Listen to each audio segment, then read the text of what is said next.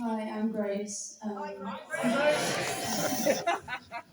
been a part of this church since I was a toddler and grown up in a Christian household with Christian family members all my life, so I've known about Jesus, but I've never really known him.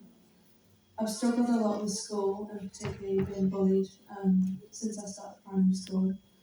And I've had a lot of things, changed a lot of things to try and fit in, and denying my faith was one of those.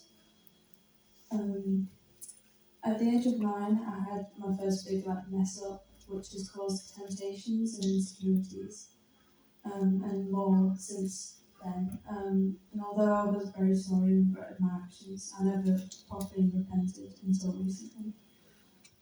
That mixed with bullying and other things pushed me further from God, leading to poor mental health with self-harm and a suicide attempt, so there was an urgent need to leave farm.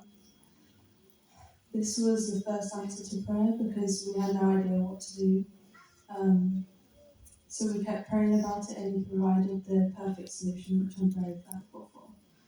Then late last February, last year, I began to get ill and it got worse very quickly, having severe migraines multiple times a week, and the after effects being very strong, lasting a few days. I missed a lot of classes and was unable to do much work or revision for my upcoming GCSEs, and I couldn't attend one of my maths exams because of this, which caused further stress because teachers were saying I'd have to resit in November, which I didn't want to do. So I prayed and prayed, and on results day I ended up passing with only attending one of my maths exams, so I was very grateful.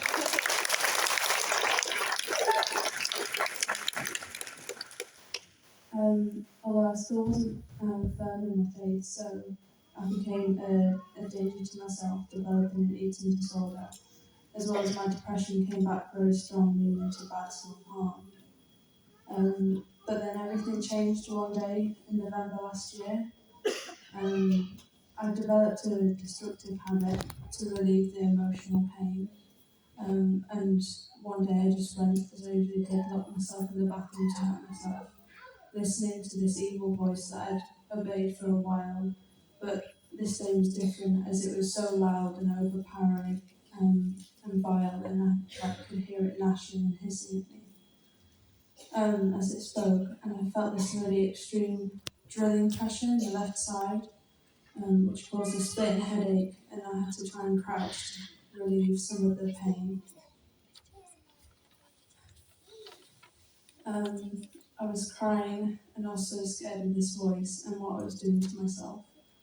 I knew there was only one person, or God, who could save me. So I said out loud, God, please help me. And without a moment to wait, I could see these chariots of heaven just charging down and attacking the evil that was in me and on me. I felt this wonderful sense of love and safety, and I knew it was my Heavenly Father. And I heard this lovely voice that was so gentle but strong, and he was reassuring me, telling me truths about me. And although the evil voice continued to utter things that were trying to get my focus off of him, Jesus said, focus on me, and spoke to the evil thing, saying, you have no hold over her. Then it was silenced, and I was able to leave. But I was crying to him in guilt and sorrow, but that was when I stopped with my healing journey that I'm still on. And I came back to church early this year, and being baptised is then something that's been stirred in my heart for a long while. I wanted to show my obedience to him by doing this, as I'd let anxiety prevent me from doing it for so long. And I knew that if I didn't declare my faith here, I wouldn't in front of others outside of church. So I wanted to rededicate my life to Christ and make a public declaration. Wow.